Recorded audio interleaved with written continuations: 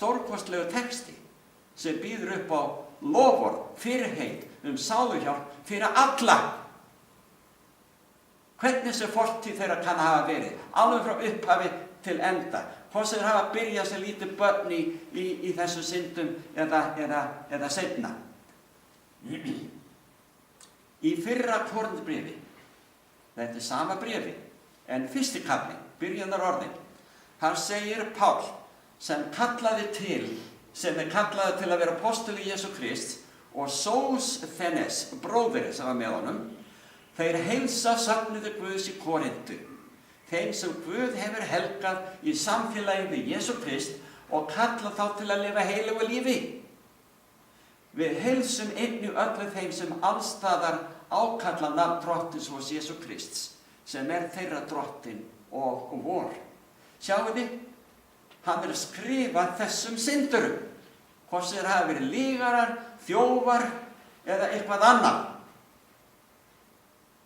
Skírnin, sáluhjálpin, frelsun fyrir Jesú Krist stendur öllum til boða, ef þeir bara vilja. Og ég með þennan boðskap hér í dag til að gera það nógu skýrt fyrir ykkur út frá blöðritningarinnar að Kristur frelsari allra manna ef þeir bara vilja láta frelsast. Og Guði sé lof fyrir það. Ég hef séð ýmsa einstaklinga sem hafa getað yfirunnið allar þessar syndir sem þarna eru taldar upp. Allar.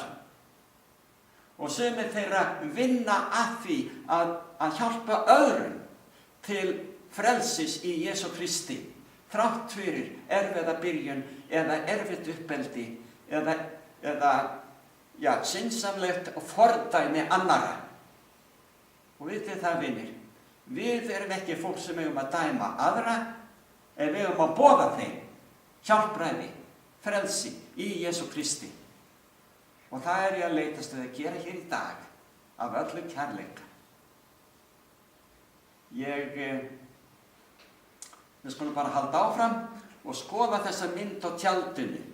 Það sem gerist, sama hver þú ert, hver fortíðin kann hafa verið, hverja sem syndirnar hafa verið í lífi okkar. Þá eins og þegar við meðtökum frelsarann inn í líf okkar, þá íklæðir hann okkur réttlætisskikki sinni. Þrátt fyrir alla sauruleika í fortíðinni. Við lesum í Jeremíu í 13. kafla frá 23. versi. Getur blámaður breytt hörundslit sínum eða pardustýrið flekkju sínum? Ef svo væri myndu þér og megna að breyta vel, þér sem vanist hafið að gera illt. Hér Guð að leggja áherslu á, það útilokað fyrir alla syndara. Hvort sem hann heitir Steinþór eða eitthvað annað, ef ekki kemur til einhver til þess að breyta lífi okkar, gjörsamlega endurskapa okkur. Og það Kristur Jesús. Við getum ekki hægt að ljúga og stela eða hafa rangt við eða lita hlutina svolítið til í líferni okkar á sinnsamlegan hátt. Við getum engu breytt nema fyrir Jesú Krist. En þá verðum við líka að leyfa honum að komast að í líf okkar. Og það það sem mörgum finnst svo erfitt í þessari umræðu að vera eitthvað öðruvísi eða hinsegin. Að það sé ekki synd. Því að hvað getum við gert af þessu frá barnsaldri, allt frá fæðingartilvill og svo framvegis segja þér.